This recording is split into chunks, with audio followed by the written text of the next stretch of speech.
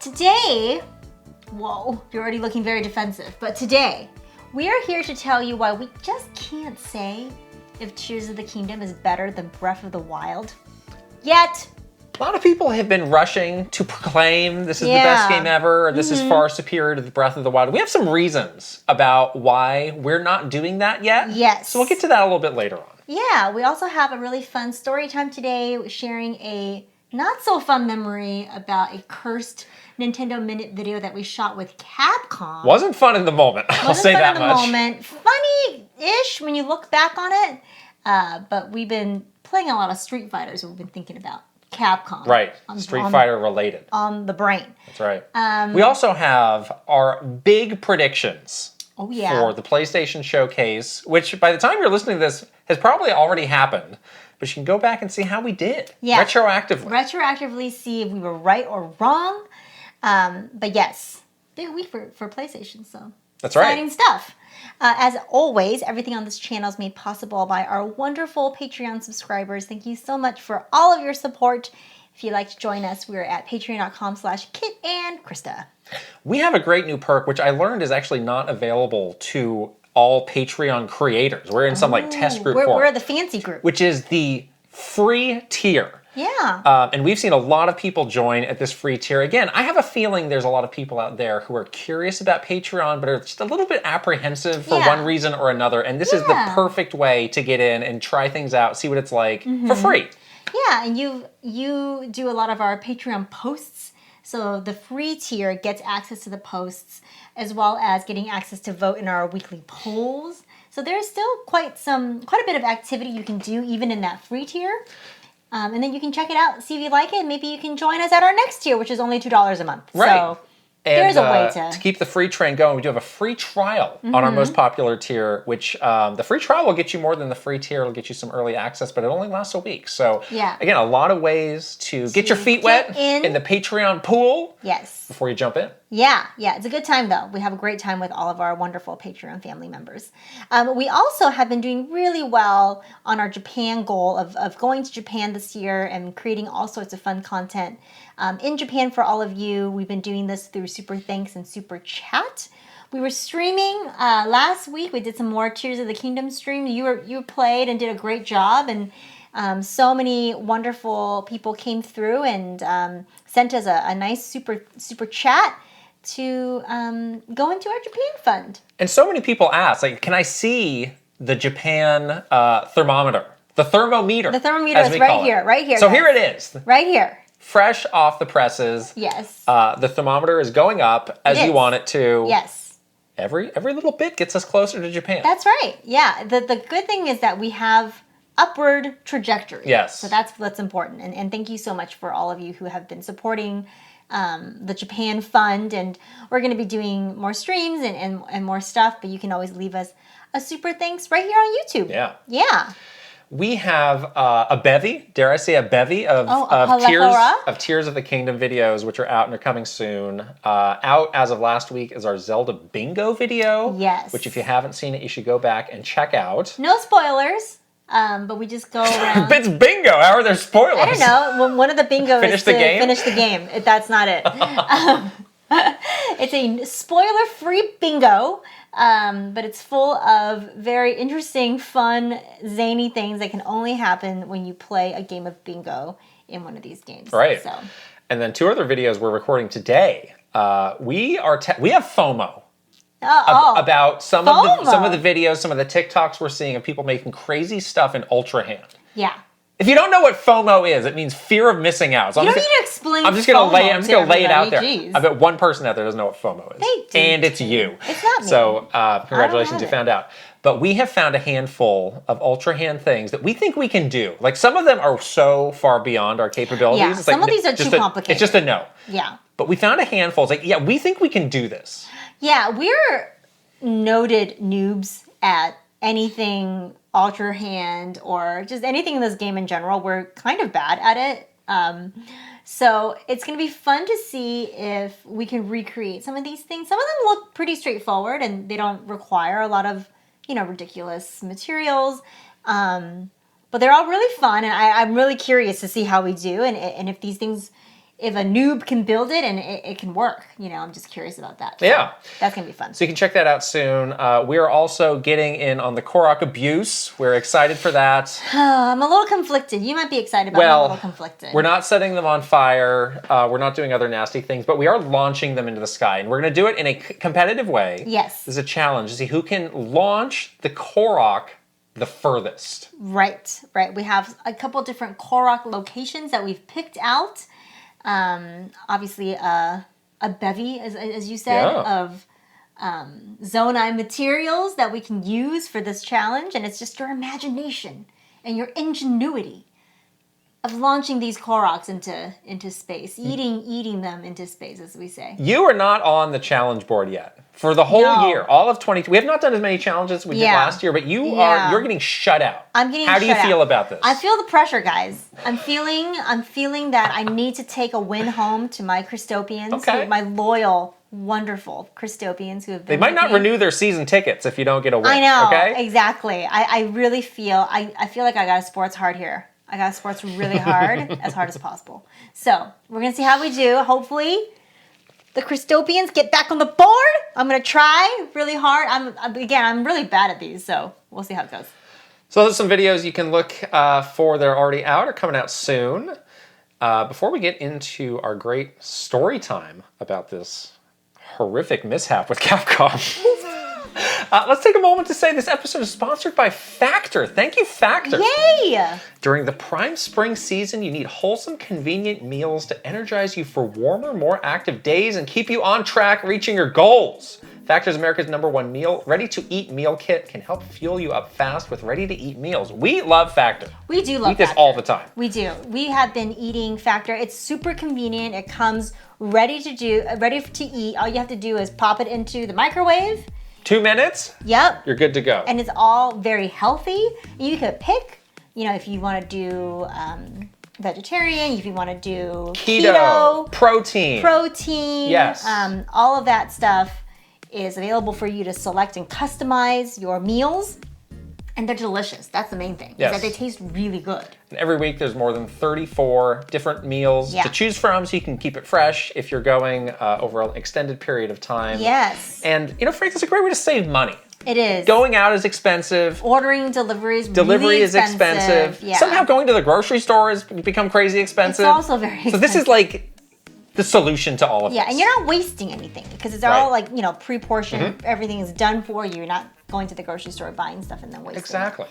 I also love, they have meals, but they have smoothies. The smoothies are my favorite snack now. Those are refreshing. My go-to is getting like a nice smoothie in the middle of the day when I'm feeling like a little lull. It's perfect. Yeah.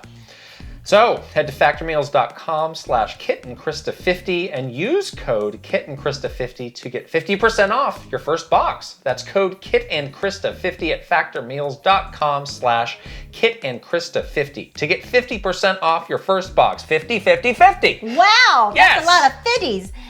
The link, it will be right here and also in the description below. We hope that you guys check it out and enjoy your delicious Factor meals. All right, without further ado, our story time. Yes.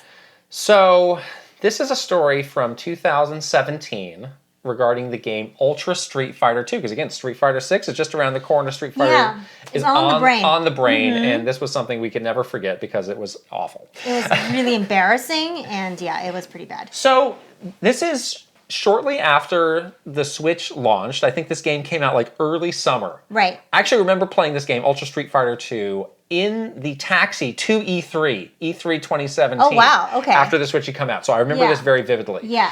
And once the Switch came out, like Nintendo Minute, like some things really changed for the better.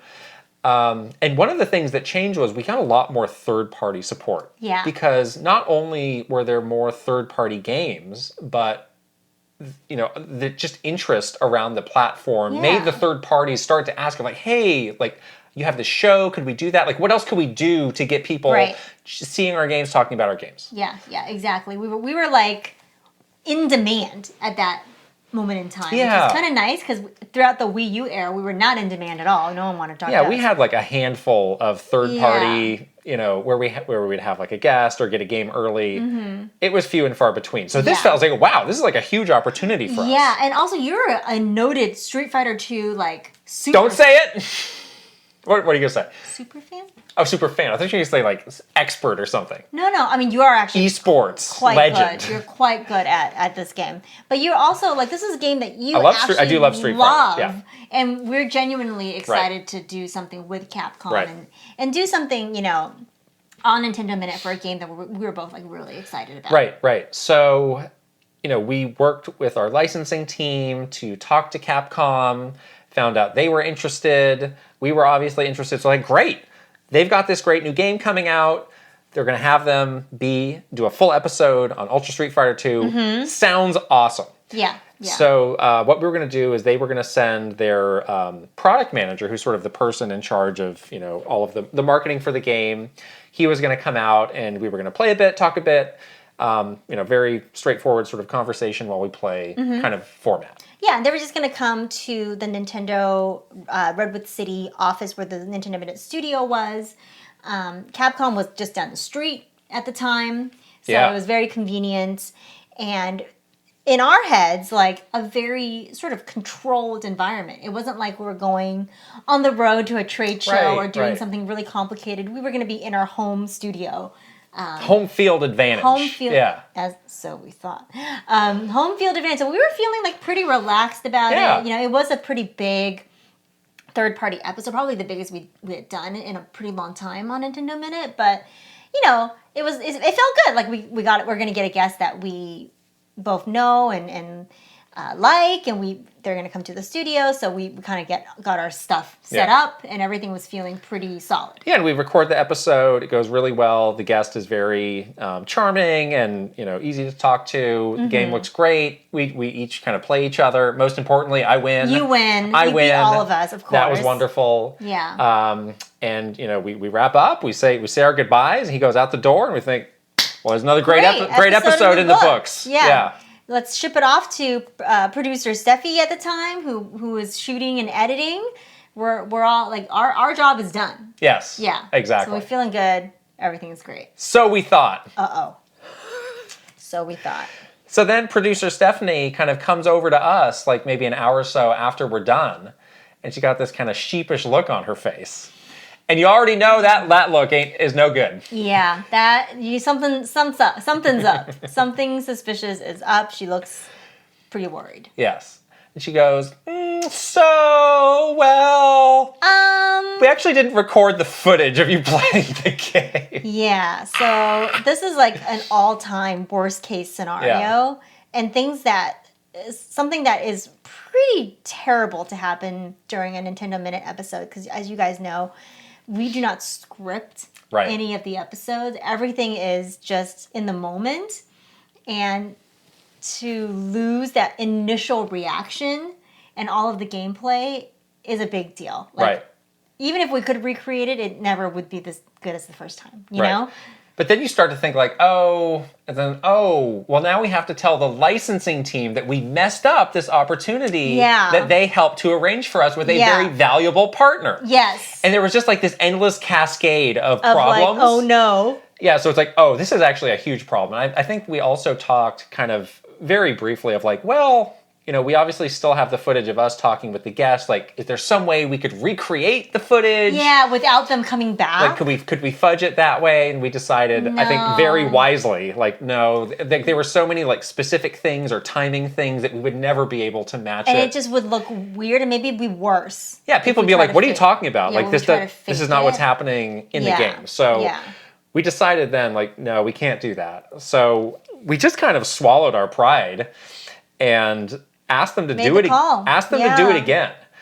And to their credit, they were very gracious about it. And it definitely helped that they were like literally 2 freeway exits down from us. Yeah. They've since moved offices and are a little bit further away. Right. So it wasn't like, I flew cross country to do this thing. And you guys messed up. And now you screwed up and now I'm canceling the game. And we're never going to work with Nintendo again because you guys screwed up. But they're like, oh no, these things happen. It's not a big deal. We'd be glad to do it.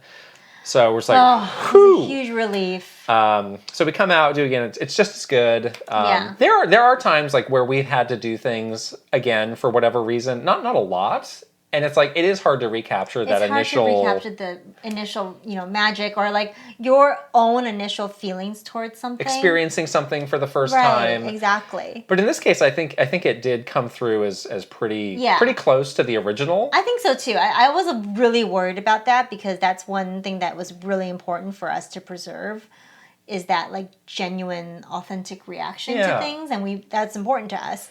And I was really worried that was going to be... It was going to feel like somehow weirdly scripted or something like that because we basically did the same video twice. Right. But it ended up being okay, and I was just so grateful for Capcom for being so cool about it because it was a hard phone call / email to send and make because you're like, basically you had to just own up to you messed up. You know? Right. Fortunately, in the second take of the video, I won again. So that's what was most important. But then we went on to do like multiple other videos with Capcom. We did, yeah. We did one later on that was really complicated. It was like a tournament. Because it was the Street Fighter Anniversary Collection had this like option where you could do like basically a LAN kind of tournament. thing. It was so cool. And so we were nervous about that one. I'm like, oh, we can't have this again. So I know we had trauma from the we were breathing down producer Stephanie's neck. I think she had more people helping her. We had more people. This was also around the time when I think Nintendo also were like, okay, there seems to be a lot of momentum on Nintendo Minute with Nintendo Switch and like all the popularity. So we should give that poor team a little bit more support. Right. And so we had more producers that came to help us, more people that were experienced. Yeah. But to poor producer Stephanie's credit, she did not have any background in production or video editing or any of that. So she learned that from scratch on the fly, building the plane as we're flying it basically. So of course these kinds of mistakes are. And I think everybody who's done content creation has had a moment like that where it's like, oh, I set up everything perfectly and I hit the button and then it wasn't there. Yeah, just the other day on one of our videos we had an audio issue. Right. And it's like this stuff just happens, you know?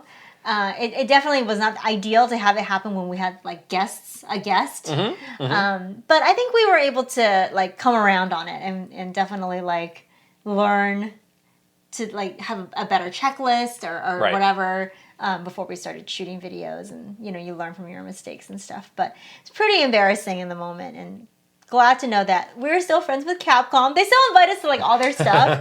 And you have a Capcom update later on from an event that you went to. I have a Capcom update later on. As you guys saw, we were invited to play Street Fighter 6 early, so they like us still. Yeah. Thank goodness we did not like sour our relationship with them. But that could have blown up in our face. Yeah.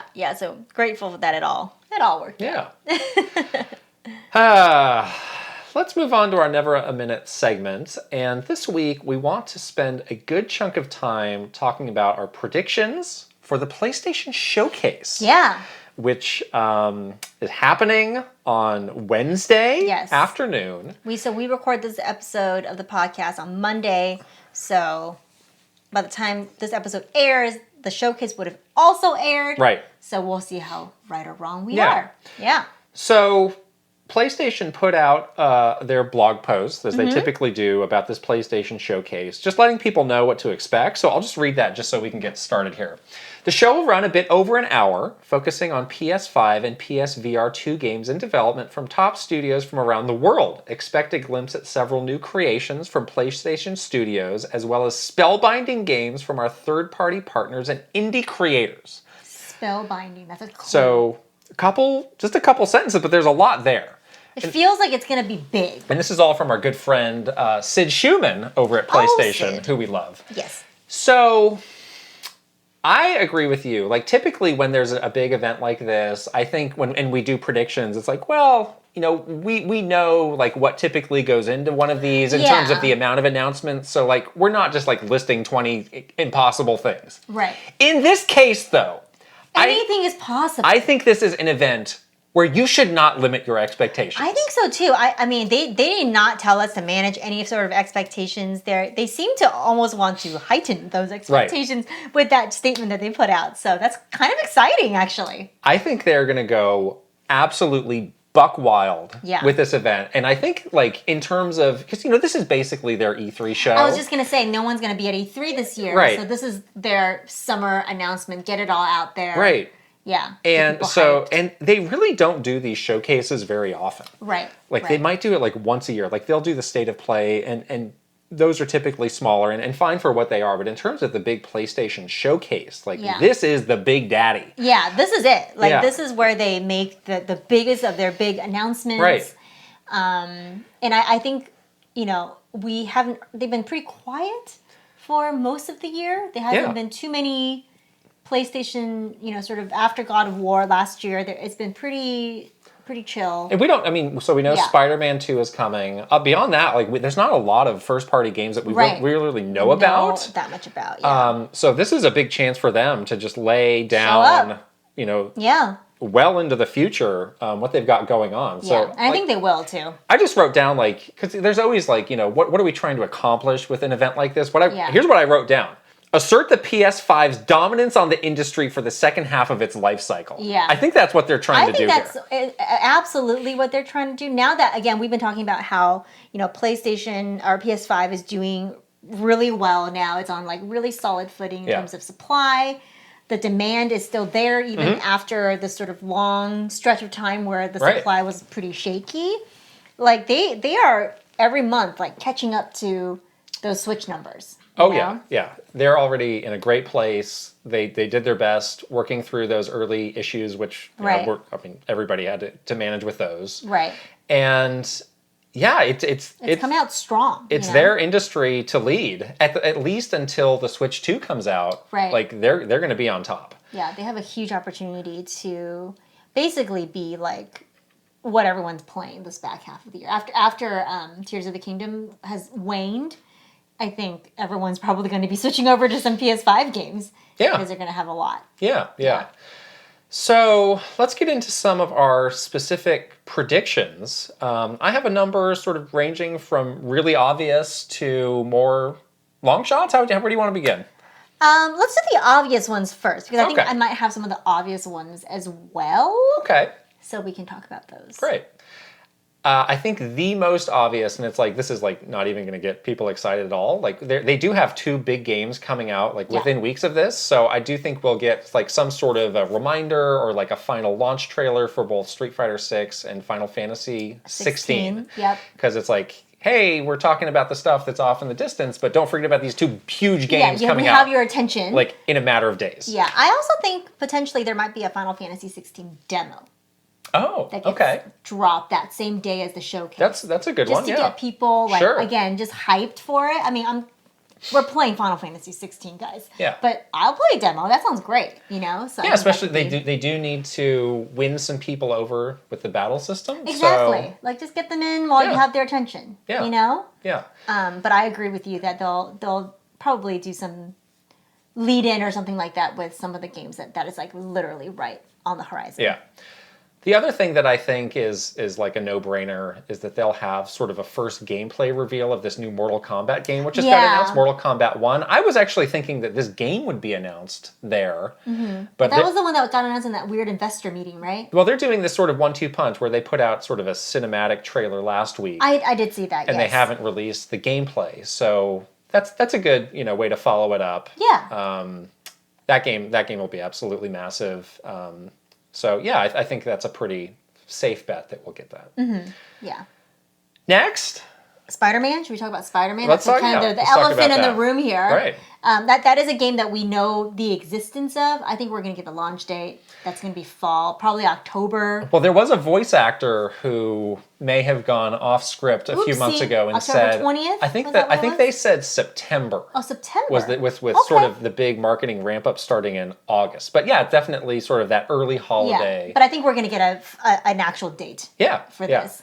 I also think we're going to get probably a pretty in-depth gameplay segment of some kind, like just showing us all the cool things that we can do in this game and just showing us that, because we haven't really seen that either. I have one more prediction as it relates to Spider-Man 2, which is I think this is going to be the last first-party game, at least, that gets that sort of dual PS4, PS5 release. I can see that. I think they're trying to wean it off at because this point. that made a lot of sense for the first couple years when they were the supply was constrained. So limited by constraints, and people were still, getting acclimated to the hardware developer-wise. But we've seen with these Spider-Man games, like Insomniac can do such a good job, and the gap is like shockingly low. It's very low. So sometimes you can't really tell. Eventually, they do want to rip the band-aid and say, "Hey, you're going to need to buy a PS5 to play these games." But I think this is the last one. They have said, like, they have been asked in interviews, and they're like, we might. When the timing is right. They've said some things like that. Yeah. So I do see this being sort of the last hurrah for that, because it's like, we can sell, like, everybody loves Spider-Man. This is such a mass audience game. Yeah. Like, let's cash in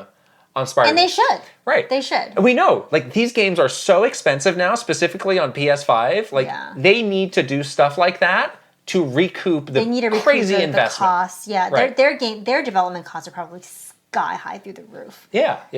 So yeah. Right. I have another semi-related Spider-Man prediction, which is not about Spider-Man at all, but about Wolverine. Good. Yes, I wanted to talk about that too. Yeah. So I do think we're going to get a teaser for Wolverine. Okay. Now, what do you mean by a teaser? Maybe they're going to show us like a little something. Maybe it's not, gameplay. It might not be a full, like, long cinematic trailer, but I think they want to remind us in the same vein of the hype for Spider-Man can lead into hype for Wolverine in that kind of similar genre. Yeah. Like, I just feel like we need to see that something about that game. Yeah, and was it the last showcase or the showcase before? But basically, when Wolverine was announced, they do have this kind of issue of like, well, we've got two comic book games by the same developer. Right. And one's coming out sooner than the other. I think we only get sort of a brief mention of it, like, and that development's still going great. Oh, I hope we get a little bit more than that. I mean, it would be nice. Yeah. I'm really interested in that game. Yeah, but it's like, don't take your eye off the ball. Spider-Man. Yeah, Spider-Man is the one that's coming out this year. Like, focus on that. Right. I can see them like also having the discussion, internally about like converting Spider-Man interest and audience directly into Wolverine. Though it's like, you're going to love Spider-Man. It's going to be awesome if that's coming out this year. But you're going to want to move on immediately to Wolverine. Yeah. So they want to keep you like almost attached to both when they talk about Spider-Man. So but either way, like not a lot. Yeah, because that one's not coming. But also out not nothing for a bit. I think that would start to get people a little concerned if they said nothing about it. I think they have to say something, or else it's a little suspicious. So there's. This is sort of jumping around, but there's another game that I think fits very well into that category of like, there's two games that are similar that we don't want to confuse people with. Right. And that is, we talked about Final Fantasy 16, the Final Fantasy 7 Remake Part 2. That's right, the Part 2. I was really shaky on this So they've said this is coming out this winter, was their last update on this. Yeah. So if I was in charge, I would not say a peep about this game. I was going to say the same thing. But you're not in charge. Square Enix gets zany.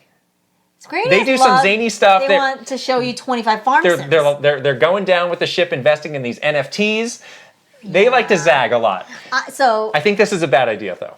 I think it's bad. I left this off my list because in my heart and brain, I'm like, don't say anything to me about this right now. I'm not ready to talk about this game right now with you. I want to play Final Fantasy 16. And as a consumer or whatever you want to call it, like that's what I want. I don't want to be, confused or distracted. By Final Fantasy VII Remake. I don't want to hear about that till later. But I don't know. They get weird. So I did not put that on my list. You think then that they are going to do something about? They're going to show something about this game. Again, I really don't think they should, but I think they will. Okay, so your prediction is that they will show it. So the reasons they should not are, again, not everybody's sold on Final Fantasy 16. Exactly. And people love that remake. So it's like, why isn't Final Fantasy 16 more like this thing that I love? Right. I'm just going to wait for that. Because like the combat system, like why can't it be more like that? Why aren't the characters as cool as Cloud? Right. Why isn't his hair as spiky? These are where is a giant motorcycle? Like if you dangle the thing people love in front of the thing that people are iffy on, they'd be like, I kind of like the other thing better. Right. And it's like a weird comparison to get into people's heads that they're already kind of making. Right. And now you're going to reinforce that comparison by putting them, side by side like that. The other potential scenario is that game's getting delayed, in which case they have nothing to show. Your problem is solved. Final Fantasy VII Remake coming out on time? How likely is that? Probably not, yeah. A little iffy. Winter is already like pushing it. It might just go into next year. Winter definitely could go into like as late as March next year. The end of the fiscal, if you want to look at it that way. But it's possible it gets delayed into summer or who knows when. Yeah, and then they might not say anything. But I left this off my list because I was thinking they would not talk about it. Because of Final Fantasy. Because of reasons, yeah. Yeah, and that demo, they better drop that demo. Right. Get people going on that. Okay. So what else you got? There's 2 more games that are slightly obvious, but I'm just curious as to how they're going to handle it. One is Death Stranding 2. Yeah. How much of a sort of time-wise, how much of a focus would that be? They might show. I'm wondering if they're going to show it there. Well, it's going to be there or Summer Game Fest. How can Kojima choose between his 2 loves, Sony and Jeff Keighley? Oh, that's going to be hard. You got to choose. That's like a Sophie's choice. Unless he's got 2 different things. Again, it could be a trailer versus gameplay. One leads into the other kind of thing. That was my question: is who's going to get what and when? I had to be wishy-washy on this. I'll say we'll get it in one or the other. I don't know which though. I'm going to say he's going to put it in here. I mean, I'm going to put a stake into the ground. I think this is the bigger opportunity. Yeah, I mean, but Jeff Keighley can be very persuasive. They have the love. Very persuasive. They're buds, man. Yeah, he's very. Yes, yeah. I agree. But no, I do think we have to see Death Stranding 2 in here. We have to. Either way, we're seeing it soon. We're going to see it in here. We're going to see it in here. There's got to be something. Will I be interested in it? Probably not. It's going to be weird and zany and creepier than ever with more. There's going to be weird babies sucked down a sewer pipe and whatever some else. Other nonsense that I definitely can't wrap my head around. But hey, it's there. It's going to be there. I think it's going to be there. Okay. My other one is Ghosts of Tsushima 2. Announcement. Announced trailer. Time frame. For some reason, it does. There are things that make sense for this to be there, but I just have a feeling that it's not going to be there. I want it to be there. I would love it to be there. I want to see the series, come back, and I really loved this game, and it's been so long since there was anything really about Ghost of Tsushima. So I would just personally be really excited to see this. If they're going to announce it at any time this year, it's going to be right now. So I think that maybe my reason is, like, again, for as jam-packed as I think this is going to be, maybe you can reach a limit where it's like, maybe it's better to hold this game for 6 months later, a year, depending on whenever it's coming out. We can do this one later. It's just one thing too many. I don't know. I just have a feeling. I think you could be completely right. I just have a feeling. Deep in my bones. I want this one. I would love this. I want this one really bad. But yeah, and that was the game specifically, or I was like, that might be one thing too many. I don't know why. Again, just a feeling. Final Fantasy VII Remake Part 2 is the one thing too many. Kick that out and give us an update on Ghost of Tsushima 2, please. My thing here is I should have been quicker to call this a lock. They have been talking about this Last of Us multiplayer game. I saw very openly. Yeah, very openly. So, and I think they've been saying we're going to see more of it this year. So that seems like a shoe in. That's got to be going here. And it makes sense that Last of Us is now this big like transmedia IP juggernaut. They got to keep that IP real fresh in people's minds. Yeah, I think there's a lot of interest of hey, let's keep this going. A brand new audience that want to play this game now, and if there's multiplayer, people are gonna want to jump on that. Yeah, I do wonder how the multiplayer formula will fit with kind of this more single player narrative driven kind of game. I imagine they have some ideas of how to meld those two. Mm-hmm. So I'm not a Last of Us person. I'm mildly interested in whatever this could be, and just in seeing what it could turn out to be. I'm definitely curious. I'm also we've talked about how we're both not really Last of Us people because it's just too depressing for us. But if the multiplayer is a little bit more of a smaller experience, if it's more focused on a not so narrative thing and just more of gameplay and playing with friends, that could be kind of cool. I'm definitely interested in what's different about it.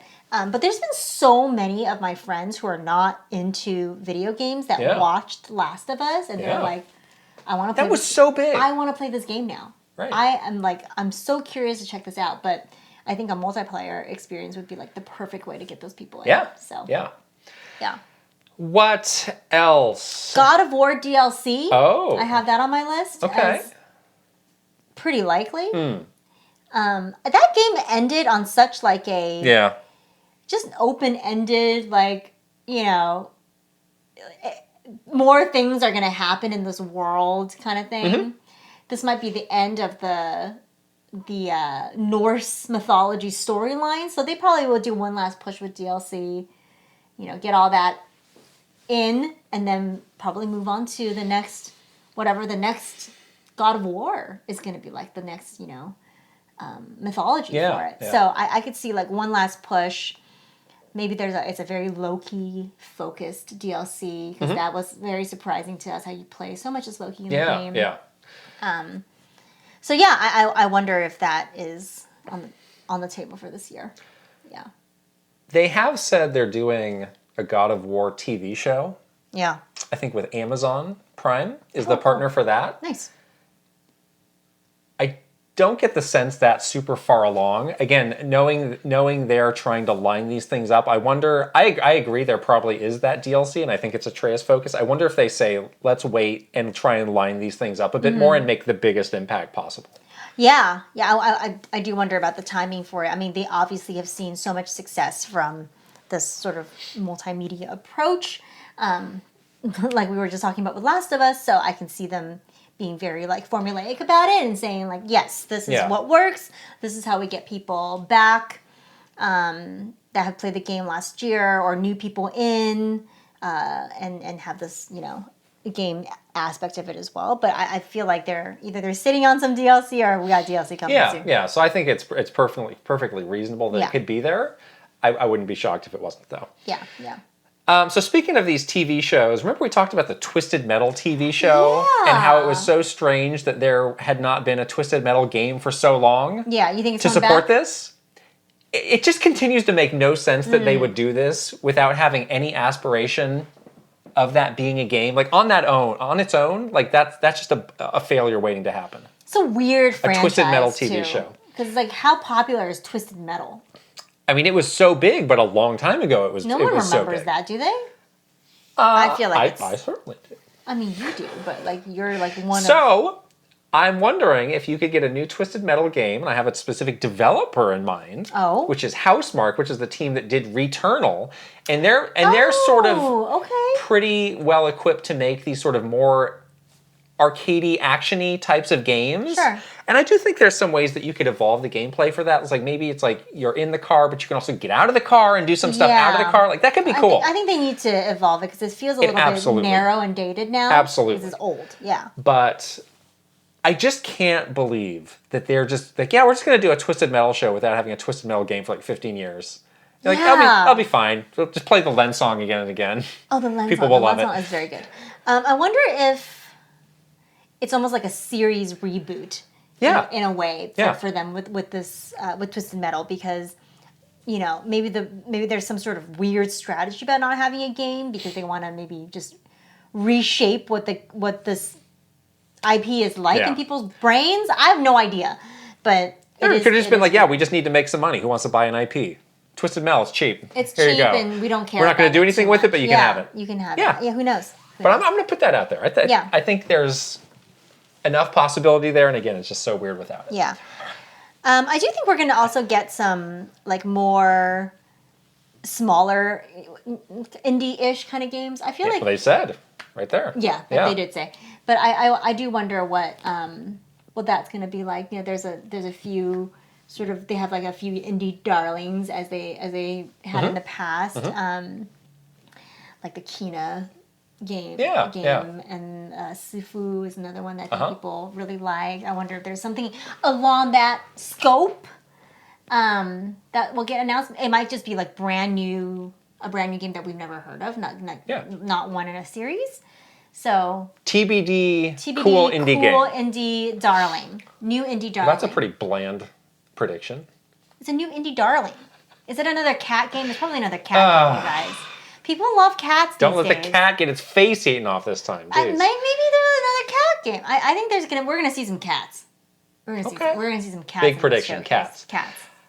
Another game that people seem to feel is a lock and seem really hyped for is a remaster of Metal Gear Solid 3. Yeah. Looking at sort of the smoke behind this, it does seem like this is really likely to happen. I am much less hyped for this than a lot of people. Don't get me wrong. But it's an odd number. I love Metal Gear Solid 3. Yeah, I was going to say, odd numbered. I need to know who is working on this. Like, a post-Kojima, like, for as weird as he is, like, you really do feel confident with him at the helm of a Metal Gear of, like, this is going to have everything I want in a Metal Gear. Yeah. Once he's handed over, even if it's a remake, like, you don't have to make a new game.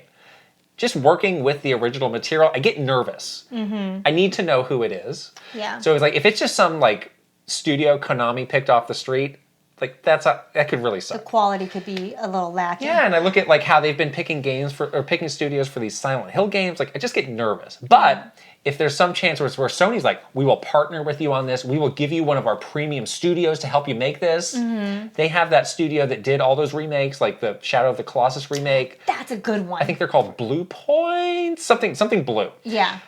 My apologies. But if it's something like that, now we're talking. Yeah. But I just don't know. The era of remake, though, is very strong right now. Yes. Everyone's doing this. Every publisher seems to be like, just cashing in really on these remakes. Yeah. They're extremely high quality. Right. People are very receptive to remakes these days. So I can see them getting like a little excited about something like this, right? Yeah. Because it's not really that much work. I mean, it's less work than developing a game Starting from scratch, right? Right. And you have a bit of a guarantee that, people like this game, and they're probably going to play it. Metal Gear fans are starved at this point. It's been a long time. It's been a really long time. So, yeah. Okay. Got anything else? Let's see. I have Astro's Playroom sequel. Oh, that's a good one. That one I feel like is definitely coming. That would be really great. I'm so unclear on like what the state of their Japanese, because I know they shut down a lot. Their like quote Japan studio. Right. I know this is a different team, but I'm like, what are I just doing? feel a little uneasy about that team. I think that's a great prediction. Yeah. But I just felt a little too uneasy about that to put it on my list. Yeah. But that's a good prediction. I think it's gonna happen. Like I feel like that's something it's almost like a show off game. Like let's just show off all the cool tech that we have in the PS5 in this DualSense controller. Like this is all the cool stuff that we can do. Mm-hmm. So it's like if your goal again is to like be the winning console or whatever in the rest of this year, especially as Switch is waning a little bit and at the end of its life cycle, like this is a good like almost like a fun tech demo for you to tell people like this hardware is really amazing. So I can see that coming. Okay. Any hardware predictions? Well, we'll get to that. Oh. I got two more things, and I'll end with what I think about hardware. Okay. I've seen some people saying, like, oh, Grand Theft Auto 6, here it comes. No, that's not coming. I think definitely not, because Rockstar will unveil it their way when they're ready in some, ridiculous trailer. Yeah. I don't see it. I don't see them saying, just drop this into your hour-long showcase with a dozen other games. Like they want their time in the sun. They're nuts. From what I know about them, they're a little nutso. Wow. So they are going to do their thing for their game when they want. And in their way that they want it right, to. Right. I don't think there's any sort of Grand Theft But I've seen a lot of games. people saying, like, oh, it's coming out soon. Or like, oh, it's not coming out for years. Like, it would be nice to know a little bit more, but it's like, whatever. It's all smoke and mirrors. I don't think anyone knows anything. Meanwhile, Grand Theft Auto 5 is selling like 10 million copies a day still. So. I know. So, like, what's the point, right? No rush, Who cares? I guess. They're just making money anyway. Yeah. The other thing that they have to have, and I'm a little unclear on what exactly, you need something for PlayStation Plus. Oh, yeah. You really have been, I've really fallen off the PlayStation Plus. Like, what is the benefit of this? Like, I'm not doing anything with my PlayStation Plus. I think they need something to juice those subscriptions a little bit more. It could be as simple as, hey, if you want to play this Final Fantasy 16 demo, you need to be subscribed to this tier. Sure. That's a fun way to do it. Yeah, I could see that. It could be a big, new, impactful wave of the downloadable games that you could do. It could be another collection of retro games that they have so many to choose from. Like, pick one of those and do that. Yeah, they haven't done anything. They have to have some sort of an update. It just feels like such a nothing service right now. Like, there's no benefit to it at all. I continue to be confused about the different tiers. It's very confusing. And I'm one of those people who, like, under the right circumstances, I would upgrade. I'm at the base tier right now, but I would upgrade if the right thing was there. I don't think I renewed my, because I was at the top tier. And I Really? was like, this is stupid. What did you do with it? Nothing. That's the thing. I have no motivation. So you just canceled it outright? Yeah, now I have the base tier. Oh, you're on the base tier. Yeah, Okay. I just, so I downgraded. You're not out. I'm not out. I can't be out. Well, we gotta play some Street Fighter soon. You better get to No, PlayStation I'm Plus. good. Don't worry. Okay. But yeah, that's the thing. It's like, I didn't see any motivation Yeah. for me to keep a top tier subscription because they're not really doing much with that service. Yeah. So, anyways. So, hardware. Hardware. We can end with this. Do you have anything else? I want to talk about hardware. Okay, we can end with this. I think we get some hardware news. I think we get some hardware news too. I don't think it's like a PlayStation 5 Pro. Oh, thank gosh, because that's also what I think it is not going to be. Yeah, people have been saying that, like, PlayStation 5 Pro. I'm like, no, they just got their, like, ducks in a row to make this current thing, like, work in terms of supply. Like, I don't think they're doing a But it's Pro also right like, now. that It's would a be lot early. such a leap to say, like, oh yeah, we've been making these games that work on PS4 and PS5. It's like, you actually haven't had a chance to tap into the full power Of the PS5. of the system yet, the base system yet. Exactly. So maybe in a year? Yeah. Maybe, A little longer than a year. in the future. Yeah. Yes, but not today. Not today. Do not do that today. Like cosmetic things. Slim. Slim is a good one. Slim. Colors. Colors. Give us more colors. Give us more shells. Give us more, Well, there's going to be some, like, Spider-Man system. It's gonna be cosmetic. But I'm saying there's going to be a Slim, like a whole new version, a whole new iteration. Okay, Slim could be good. First Slim of could be cool. all, that thing's about, like, It's like 14 million pounds. it's gigantic. Yeah, I could barely shove it in my console. Also, they have used these hardware iterations in the past with different generations to sort of kickstart these new phases of what this PlayStation is. I remember with PlayStation 3 that they had such a hard time with the original, and then they did basically a full relaunch that coincided with the release of this Slim. Yeah. And I think if you are looking at this as, this is us putting our foot on the throat of the industry for the next 3 whatever years. Yeah. We are going all out. Like full throttle. Like, we are not holding back any stops. Here's also this new cool hardware that new people are going to want to get. Yeah. No, I think that would be very aggressive and smart of them to do that. And that they are an aggressive company. They're not like Nintendo where they're taking like cautious baby steps. Yeah, they're not. They go for it. I admire that about them. I was going to say, I admire that. So I don't think they would shy away from some sort of hardware news. Slim is a great prediction. Anything to just make you just like want one of these. Yeah. If you don't have it yet. Right. Or like just keeping it feeling like there's more coming for this system. It's still like super relevant. Like there's stuff. Yeah, because we've also heard they've done some sort of interior guts kind of reshuffling with some of their parts that they're using. I have heard that, yeah. So again, like it could just be as simple for them of like, hey, we found a way to make this a lot cheaper. And I don't know. Like, does it come with a price drop? Not necessarily. I don't think they do. Not necessarily. They need to. Again, they need money. We all need money, but they really need. They like truly need money. Yeah. You can see the money like bleeding out of them every day that they need. They truly need money. Right. But yeah. So there we have it. That's pretty meaty. Some truly unhinged predictions, out of character, but I think it is warranted this time. Wolverine PlayStation Slim, let's go! Hype! Adamantium Edition, here we go. Oh, yes. Hey, that'd cool. Be cool. I love this. I'm actually really, really excited. Again, this is Monday. I can't wait for Wednesday where we get to watch this like big meaty showcase. Yeah. Like there hasn't been a lot of PlayStation news. I'm like super pumped. I haven't returned my PlayStation. We're doing a live reaction to this. What? I forgot one thing. A prediction? Yeah. Oh. Hogwarts Legacy DLC. Okay. That's it. That's I'm gonna put that. All right, fine. We are doing a reaction to this live. Yes. Check it out if you're watching this before. Check it out afterwards. If you're watching it after, just watch it. Yeah. So there we go. PlayStation.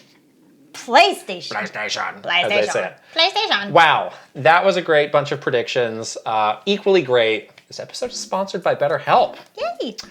You and I spend a lot of time giving to others and not maybe so much giving to ourselves. Think about it. Yeah. We record these on a Monday. Think of how busy and packed our Mondays are. Right. Wake up, get everything ready to record, drive out here, record for hours, drive home, make some dinner, work on edits, go to sleep. Where's the time for me? Exactly. And it's really, interesting to think about the equation of giving to others and giving to yourself, because what happens is when you empty your tank all the way, there's actually nothing left for yourself or to give to the others. Yes. So you really do need to take some time to replenish your tank, give back to yourself, and a BetterHelp therapist can really help you do that. Yes. And really get you to think about some really easy tips, actionable tips that can help you find that balance, which I think is really important. Yeah, speaking to a BetterHelp therapist is entirely online. It's very convenient, flexible, fits your schedule. You can do it through video, you can do it through audio, you can do it through text, and you can mix and match however you would like to do each of your appointments. We both used it and really enjoyed it. Yeah, and then you just fill out a really great questionnaire and you get matched with a licensed therapist. And that's it. It's super easy to get started, very little hurdles for you to jump through to do this, and it really reminds you to take the important time that you need for yourself. Find more balance with BetterHelp. Visit betterhelp.com/KitandKrysta today to get 10% off your first month. That's BetterHelp, HELP.com/KitandKrysta. Links are here in the description below as well. Next up, we have what we're playing, which is once again very heavy on Zelda. And I thought we could get started with our Patreon poll, which is a good intro into our Zelda conversation here. So the question was, now that we've all had a good amount of time to experience Tears of the Kingdom, which of Link's abilities do you find to be the most useful? Coming in at top with 56%, we have Ultra Hand. 23% say Ascend. 16% say Fuse. And 5% say Recall. Wow. What would have been your pick here? Ultra Hand is definitely the one that is required to be used the most. The game requires you, I feel. But that's not the question. Yeah, I like Ascend the best. Oh, really? Yes. Wow. I use Ascend all the time. I'm always jamming Ascend. Anywhere I go, Ascend. When we do the streams, you're always telling me to Ascend, and I'm like, there's nothing above me. I can't. Just do it. Just jam it. Just Ascend. Jam Ascend. I would say Fuse. Oh, Fuse. But I feel like I'm about to get into my Ultra Hand era. Oh, you're starting, okay. But is that different than your villain era? When we get into our impressions, I'll tell you why. But Fuse so far, it's like there's just so many interesting combinations. Sure. Can really get you out of a pinch. Can you do it quickly? Like Ultra Hand is like, yes, I will do it in the specific moment when the game needs me to do it. Yeah. But Fuse is like, I'm just doing this constantly for my own benefit. Yeah. That's how I feel about Ascend. I'm doing this constantly for my benefit. I barely climb in this game anymore, which is great because I don't really love the climbing, honestly. This is where people are different. And I love the Ascend function. So anyways, that's me. That's me though. But it sounds like Ultra Hand is what our community is mostly using. Yeah. 56% is a huge number. So Patreon subscriber Court says, I feel like a lot of the traversal and shrine content was designed with Ultra Hand in mind, so it ends up being useful out of necessity. However, I voted for Ascend just due to how often I use it while exploring, and it's made me so much more aware of environment structure. It's always fun to be down in a cave or well and ascend up from a random spot to see where it takes me. Court and I are so simpatico in this way. That's exactly how I feel about everything that Court has said. Yes, 100% agree. Mikey is one of the 5%ers on Recall, says, I don't know how Recall isn't blasting this pole out of the water. It's the only ability with near infinite range, can freeze time, and it's basically a free do-over. Not to mention, if there's no Skyview Tower around, just watch for falling ruins and boom, free elevator. I do like the range on Recall. I love how you can hit that Recall and you can just look out and see, just get a real good lay of the land as to like which ones you can, ascend up or ride up. It's pretty amazing. I think the recall crew is like the big brain crew. Like the recall crew is the smartest these are the people who've actually like mastered how to use this, and we're just Mensa. like, whoa, I'm writing a wrong. Your IQ is like way above the norm. Yeah.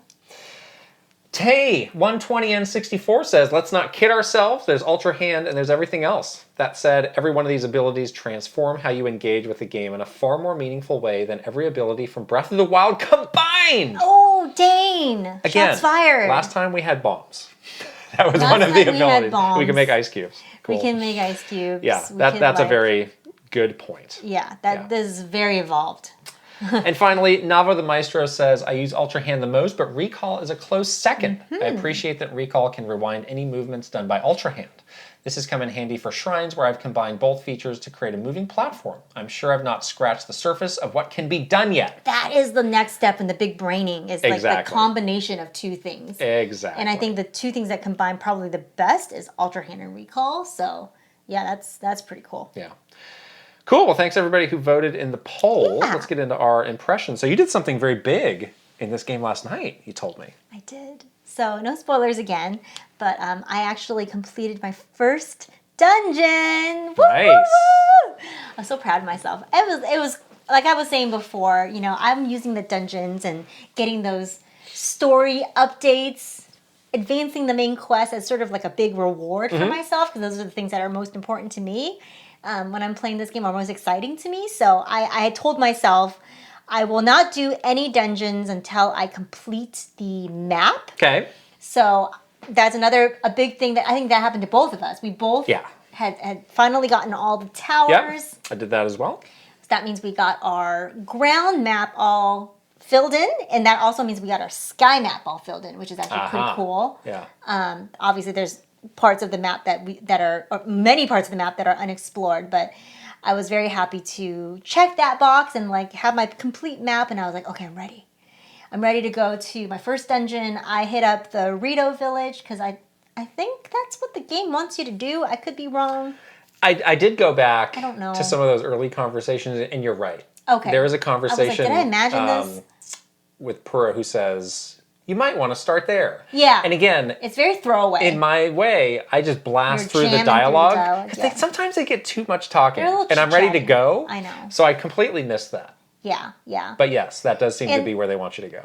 I gotta say that is, when I was playing Breath of the Wild, the Rito village and just like that kind of part of Hyrule was one of my favorites. I mean, it has my favorite music. Yeah. You know, the characters are really cute. The little birdie characters. I really like the Rito area a lot, and so I was very happy to get started with my big dungeoning, like in this place that I have been just dying to go back to, and I've like been holding myself back. I purposely made that my last tower to get, so that I could just get that tower, finish my map, and then I can just like sort of glide beautifully into Rito village. I definitely cried. Huh? I don't know. I get really emotional now when I see these characters from Breath of the Wild that they're like grown up. They got like stuff going on now. You know, you meet like things have happened. Time has passed. So you're like seeing these people that you feel very close to from Breath of the Wild, that you feel like you've had this close relationship with, and you haven't seen them for 6 years. And so you go in, when you see them again, you're like, oh my gosh, like you've gotten taller, or like you're so grown up now. And I'm like getting all misty. That was like the exact emotion that I had when I finally got there, and I was like, oh my god. And the game is great where they like let you, you know, the whole point is that you play a lot of the dungeon part of it with those characters that you know you're very attached to. Like I know later when you go to the water temple or the water area, you can play with Sidon and stuff like that, which is like really cool. But you get to share this experience with Tulin, who was just a little chickadee in Breath of the Wild. He was barely out of his little egg. It was just so cute. And he's all grown up, and he's got his own arrows, and he's got. So about the dungeon, what can you tell us about the dungeon? Because I still have not done a dungeon. Oh my god, Tulin! I've been so aimless with this game. It's fine. It sounds like you have some sort of. Are you doing like a concentric circle or like clockwise? I don't know where I'm going next. I just feel like, oh, that one, now this one. Oh, no, don't do that. I do think I'm going to save Gerudo for last because that looks really hard. Yeah. So, yeah, I've completed the map. Yeah. I'm going to start my first dungeon. Tonight? Maybe tonight. Oh. I will follow what the game says about there being a first dungeon. Okay. I kind of wish they were all equal. Yeah. I actually wonder how challenging it would be to do them out of that sequence. I don't think it would be that hard, honestly. But you should pick whatever you feel like. What you're feeling in that moment. I was really surprised because I didn't know what to expect. Obviously, we were all shocked when the developer interview came out one day before the game was like, BTW, their dungeons. We're like, excuse me? So I honestly had curbed my expectations, and I'm someone that loves big, meaty Zelda dungeons. Like I want to be lost and work on it for days and then be really satisfied at the end. I will say that this is not like that. But it also didn't disappoint me in any way. Like, it definitely didn't feel as meaty as a typical, like, more traditional Zelda dungeon. What I really loved about this is that it's like the lead up to the dungeon is like kind of like part of the dungeon. Oh. Which was really interesting. Getting to the dungeon, you mean? Yeah. Okay. You gotta do a lot of stuff. Like you gotta like, there's like sort of 3 parts to this. Part one is like kind of story driven. You're like talking to people, doing things, at least for this first dungeon. And then getting up to the dungeon was a real feat. Oh. And I was really surprised how big and massive that experience. The dungeon in the sky. Well, this one isn't. Yeah, it's like the wind dungeon or whatever. Okay. Wind temple. So, yeah, I don't know if every dungeon's in the sky, but this one. This one, yes. Okay. And so you gotta get up there, right? Yeah. You see this big thing in the sky, and you're like, "There's no way I'm getting up there. How do I do this?" And that, in and of itself, it's like an environmental puzzle in a way. Huh. But you're not in the dungeon yet. You're not. That's you're cool. Not even there. I like that. And then you get into the dungeon. And then you do the more traditional dungeon-y things. There's like puzzles and locks and chests and enemies and whatnot. And cutscenes. And then there's a big boss fight at the end, obviously. Yeah. That I found to be really creative and fun. Like, it wasn't like frustrating or... I felt like I was leveled correctly for it. I had enough stamina and hearts and whatnot for it. My weapons felt like it was doing stuff in there. So I wasn't like totally squishy. But it was awesome. I loved it. So can you say, again, what are some of the other things that made it not feel like a big traditional dungeon? It's pretty short. Okay. Because you did it in one night? Yeah. Including the lead up to it? Yeah. Okay. Yeah. What about like the degree of puzzle complexity? Not that complex. I would love it to be more complex. A little bit repetitive in this particular dungeon. Like a one-trick You learn it once, and you know exactly what you need to do for the rest of it. Sounds great to me. I think you'll like it. I think you'll be fine. The dungeon itself, though, is the coolest thing. And I actually do want you to go there first, because I really want to talk to you about it. Because I think you'll have a special connection to it. So I'll just take it at that. What could that mean? I think you're really going to love it. Oh. Sharks? We got sharks inside? Wind sharks? I'm not going to tell you. Oh. That's cool. That's a good idea. But I think you in particular would really connect with this. Okay. So, yeah, I'm really excited. I did my first one. Now it's time to wean myself off of dungeons for a while and go back into the world. I think I'm going to do the quest where you look at those glyphs. Yes. So you have not done any of those? None. Why not? So you said you were worried about them seeing them out of sequence? Yeah, I was a little worried about that. Well, you can just find the sequence and do it that way. I know what the first one is. Yeah. And I think that is actually the first one. Right. So I think I'll be okay, at least just starting that quest. Right. So I want to do that. There's a couple other like meatier side quests that I really want to do, because I found that the other thing that's really tough in this game is getting armor, getting clothes. Yes. And I'm like bummed, because I love Breath of the Wild, how Link had like this huge closet of things to change into. Yeah. It took me, I worked day and night for that sign guy. Day and night, people. I went into overtime, okay? Sign spinning. The sign spinner. Like, I was working in front of that Pizza Hut. And what did it get you?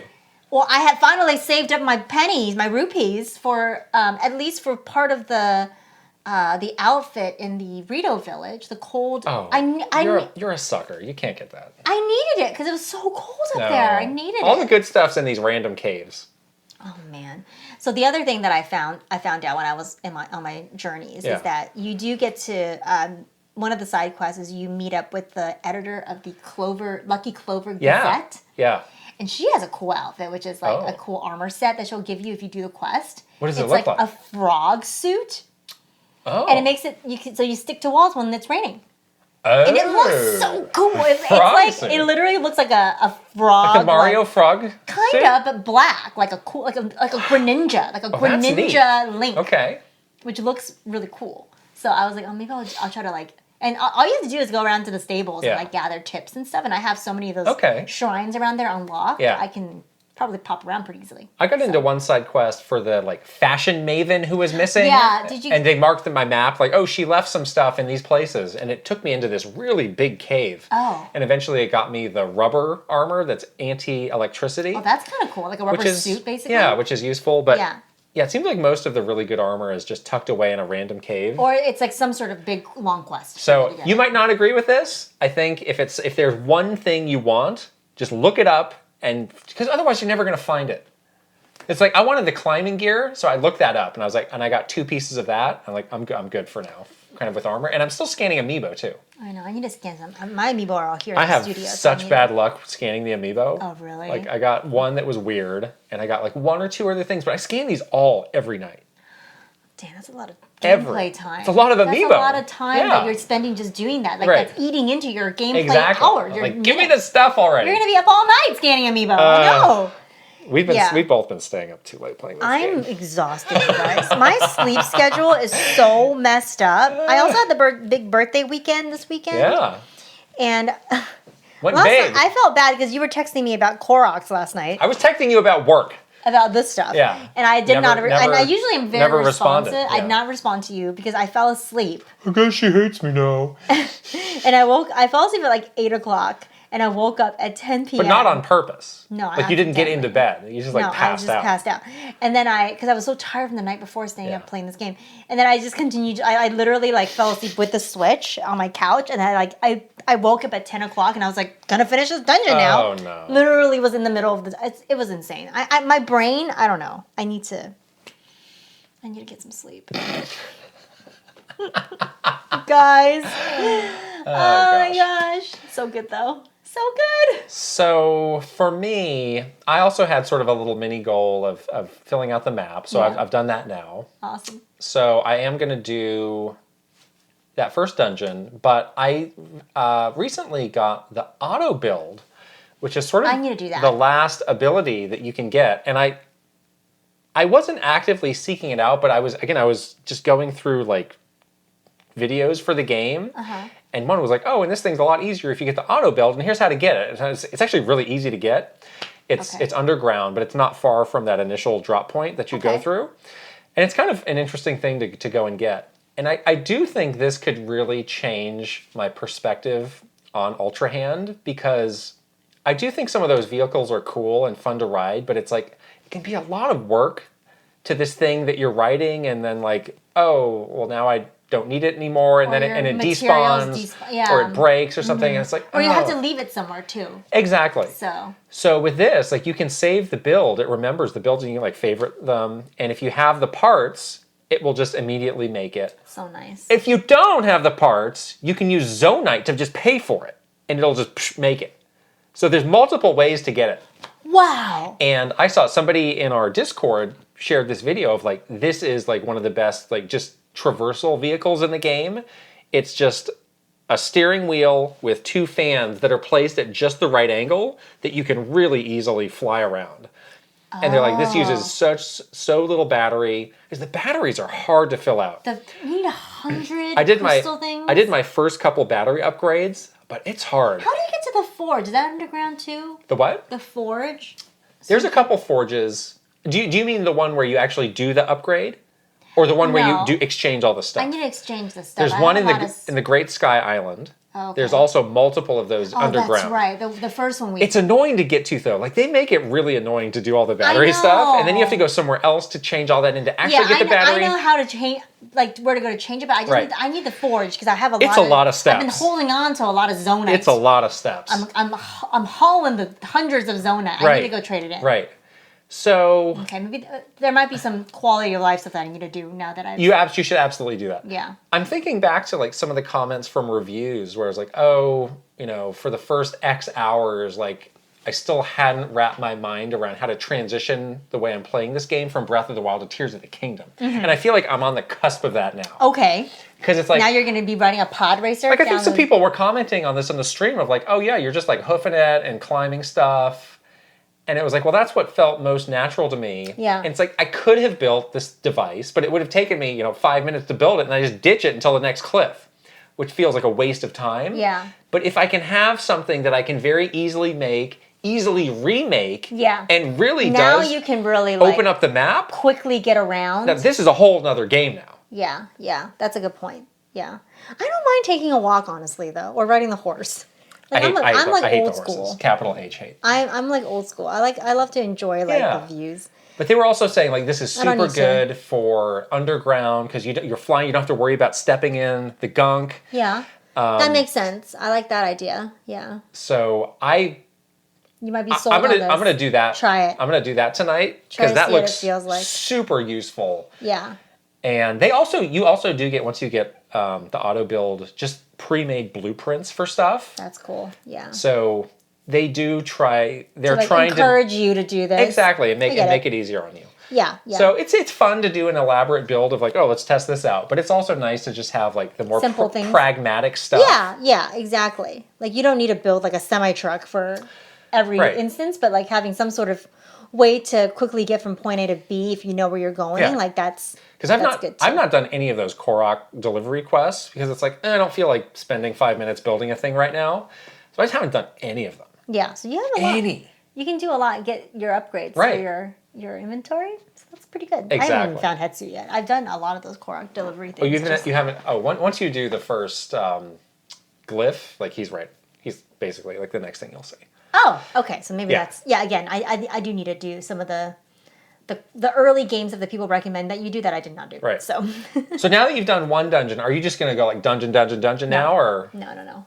I'm really trying to savor them. Save it. Because I do wonder what happens after the 4 main dungeons. Because like some you better get into the castle, right? Well, some Zelda games, it's like there's the first clump of things, and then it opens up a new clump. I don't know.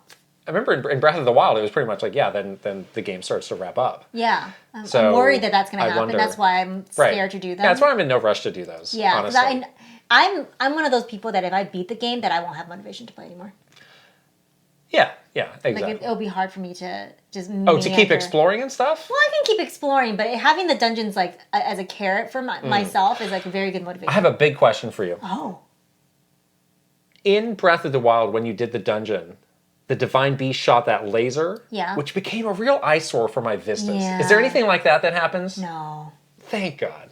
It's actually quite inoffensive. Great.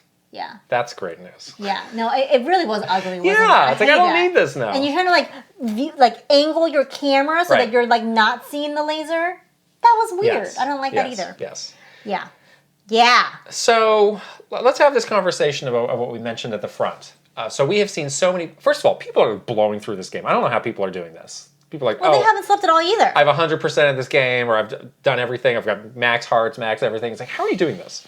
I don't know. But a lot of people, whether they've finished it or not, have been coming out and saying, like, yeah, this is, vastly superior to Breath of the Wild. This is now my favorite game ever. Not even a question. Yeah. So, and that question came up. We were on the Nintendo Prime podcast last week, and that was one of the conversation points. Mm-hmm. And a lot of them were saying, like, yeah, absolutely. Yeah. It was such an easy answer for them, So I think we need to put out where we feel about this. Yeah. I think you and I may be sort of on the same page here, but it's so hard for us to evaluate this game in a vacuum. Like, I think it's one of those things where, like, if you look at it on paper, this game obviously is bigger. It's vastly improved some of Link's abilities. It's so creative. It has all of these improvements and all of these new things that you're able to do in a world that you already love.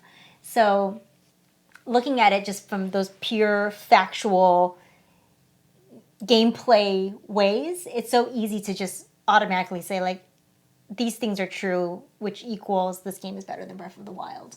But it's so hard to evaluate it like that because Breath of the Wild is such a...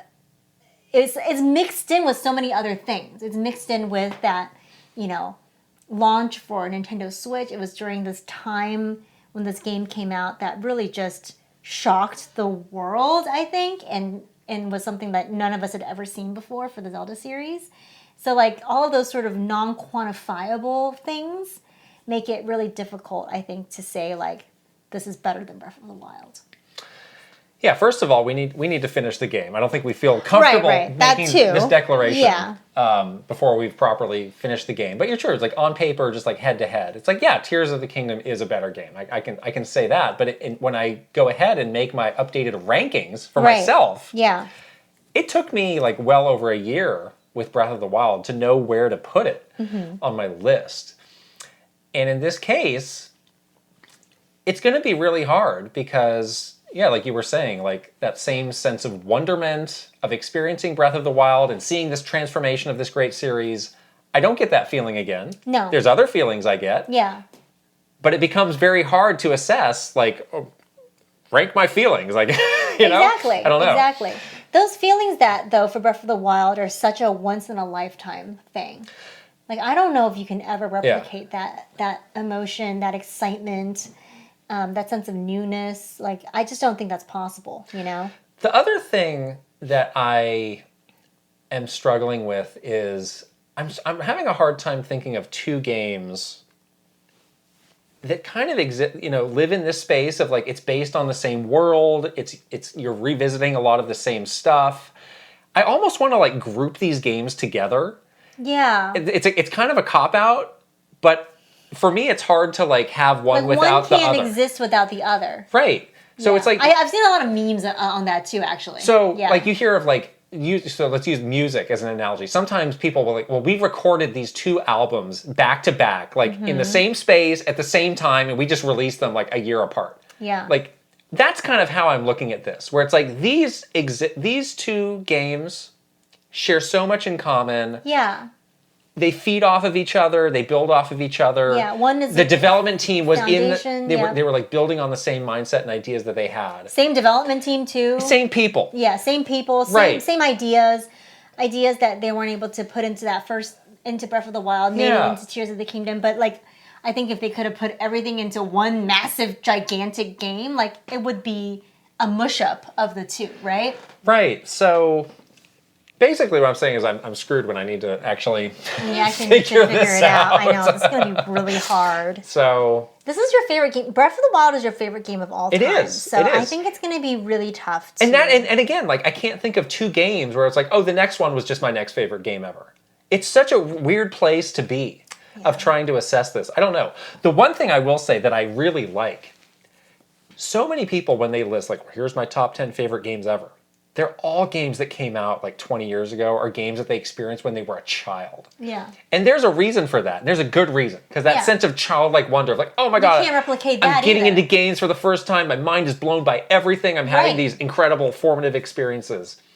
And a lot of people like can never get past that. It's like, oh, no, nothing can ever top Mario Kart 64. It's like, well, actually a lot of things can, but your brain mind and your emotions won't let you. It's equating other things to this ranking. Right. That's why I think it's great that this game is like, I think it's great that people are saying that. Yeah. Because it is like forcing people to like evaluate things differently. And it's such a much harder thing as an adult or whatever. Yes. In your cynical adult ways, all of us are not, unless you're Mr. Miyamoto, you do not have, all the time your childhood innocence. Yeah. And wonderment anymore. So that if something can break through your iced over adult heart and give you a feeling, give you something, that's a miracle. Yeah, I was victim to this too. Like before Breath of the Wild, I'd say the majority of my top games were probably from when I was young. Yeah. But now I've had that. I've had Breath of the Wild. Elden Ring's now like up there. This is going to be up there. I think about Elden Ring a lot. We really need to make these lists. Like sit down and like hunker down. Like here are the top 10 favorite games. You have to do it. You don't have a choice. Okay. Okay. Okay. Don't make me. But yeah, it's such an interesting conversational, like a topic, Yeah. point, because it is so hard to decouple, like the facts of reality of what this game is with the moment in time and the significance, I think, of Breath of the Wild. So that's something that I think we all need to think deeper about and almost grapple with a little bit. Like, how do we decouple these things in our heads? Do we want to? Does it matter? Does it mean that we're selling Tears of the Kingdom short, or is it unfair to put it against this bar because it truly can never reach that? Yeah. Because it's second. I don't know. And like, seriously, if anybody has any examples of this, of two games back to back that share so many similarities that were just like both top tier, I'd love to know, because I've been racking my brain. I can't think of any. This is going to be like Elden Ring 2 is going to be like the next thing. Yeah. You played another game. I did. You tore yourself away because you visited Capcom to play Exoprimal. I know. I was just saying that Capcom... I didn't go on this on this one. I wasn't invited. You have played this game before as well. Capcom has been very, very, very generous, allowing us to go play some of these games early. And I got to go and check out Exoprimal, which is a pretty... it's really unique and really fun game. You and I both played the beta a little bit. This is sort of significantly more... deeper into the game. So were you playing the full game then? Yeah. The full build of what they had? Exactly. Okay. And basically, the game is that you are in these like mech suits, and there's all these different kinds, depending on what kind of role you want to play. And it's a multiplayer experience. Yeah. 5 to a team, and you have to complete these objectives, as fast as possible for your team to win. And you can freely switch out of these suits. It's really cool because it has like the sense of like, okay, if you want to be support, these are just some of the suits that you can use. If you want to be more of like an all-around character.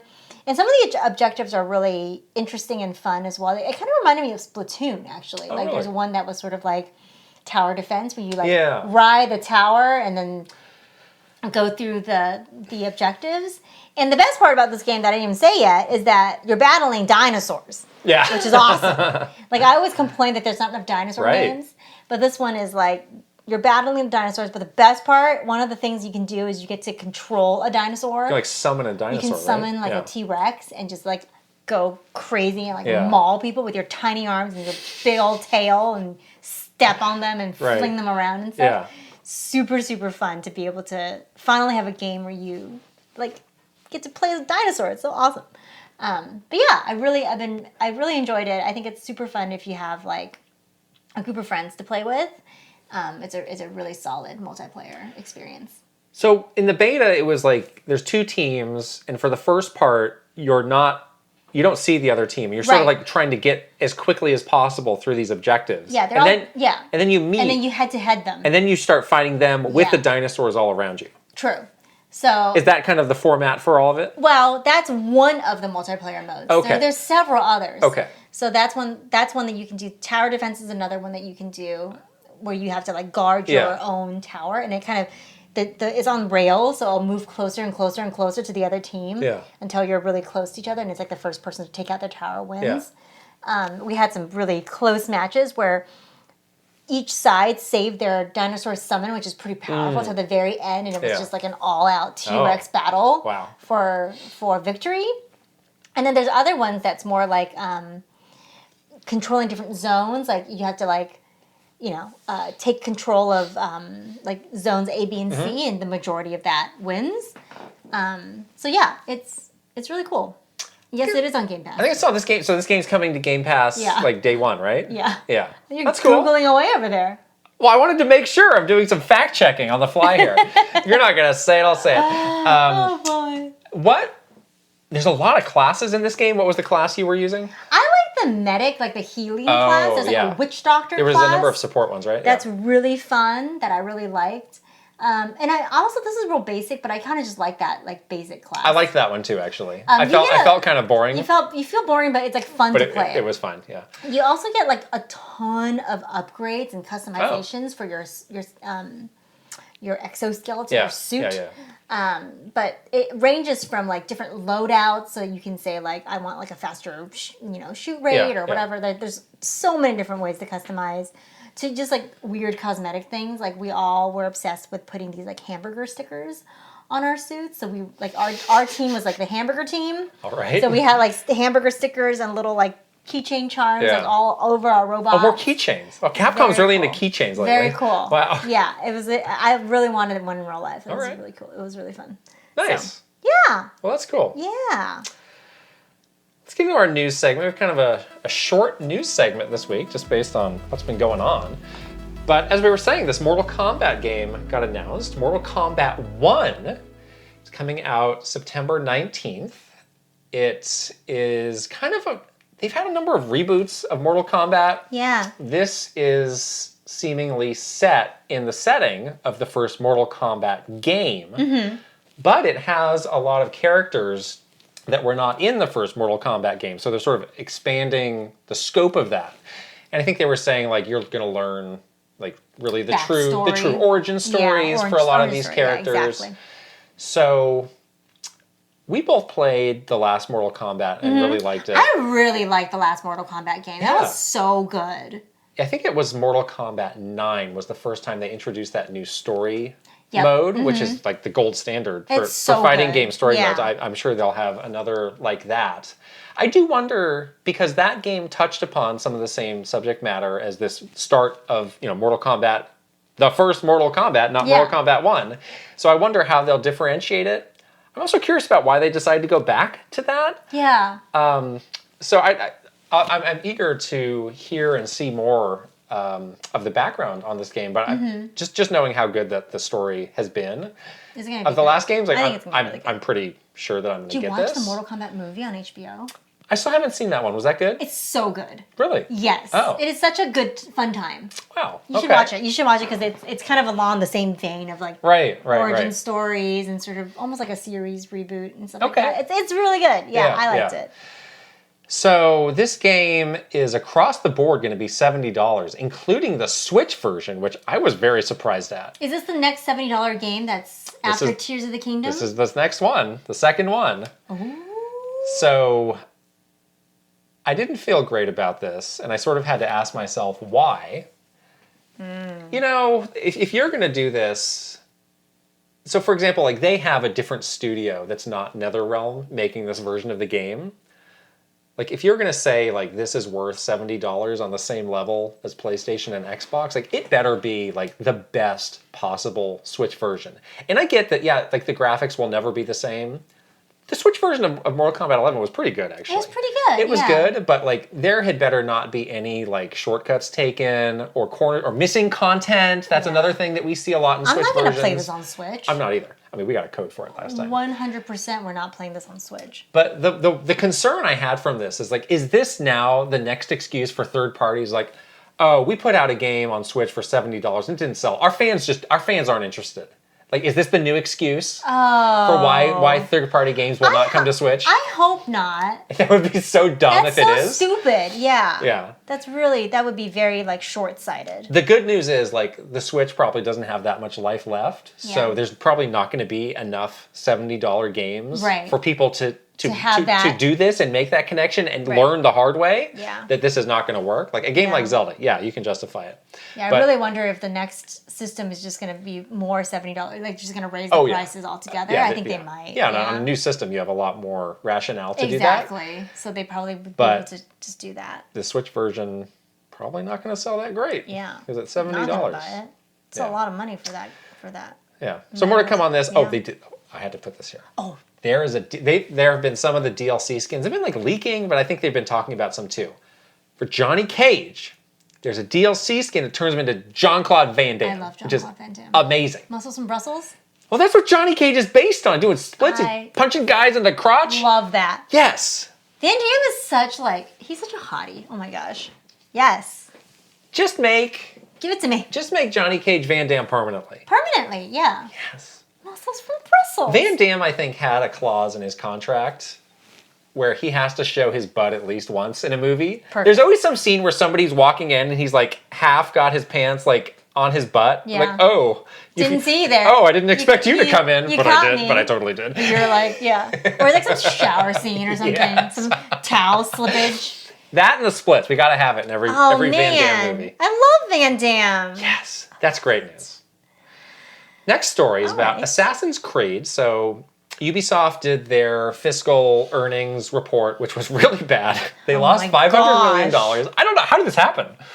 $500 million? You lost it? How? Yves Guillemot, what happened? Oh no, Mr. Yves. Fromage. So one of their big solutions to fix this is that they're going big on Assassin's Creed. They're going to be expanding the amount of people working on the franchise. How are they going to pay these people when they lost $500,000? 40%. Wow. And they also said that Assassin's Creed Valhalla, which is the last game in the series, outperformed Origins and Odyssey in terms of the total players and the revenue that they earned per player. And they made it sound like there's still a lot of people playing this game. Okay. They keep putting content out for that game. I've totally fallen off. After I beat that, years I was like, ago, yeah. I mean, that game was so long to begin with. It was getting a little old. I think I've had a lifetime of Assassin's Creed Valhalla here. Yeah, it was a little lame towards the end. I'm honestly worried about this because this is like the cycle. It's like, go big on Assassin's Creed.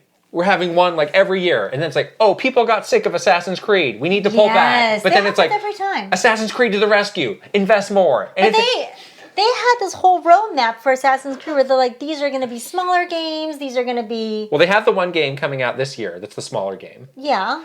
And then... So, what's the deal? Like, don't stray from the roadmap. I think the others are back to being... Big ones? Like, Valhalla size and scope. Oh. But I think they had something like every other year. That worked well, I think.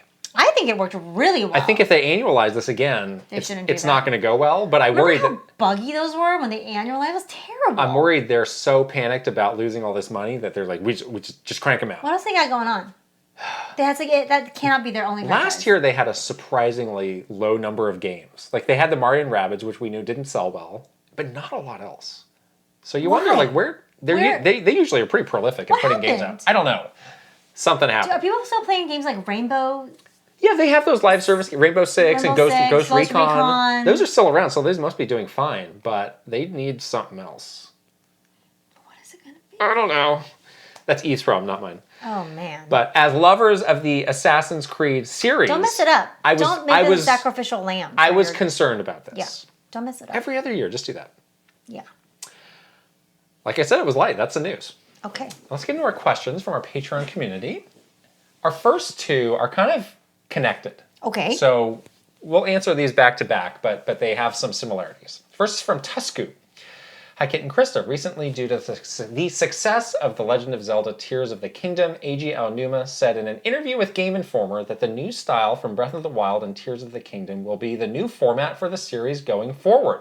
How do you feel about potentially never seeing a traditional 3D Zelda or even 2D Zelda game again outside of remakes or ports?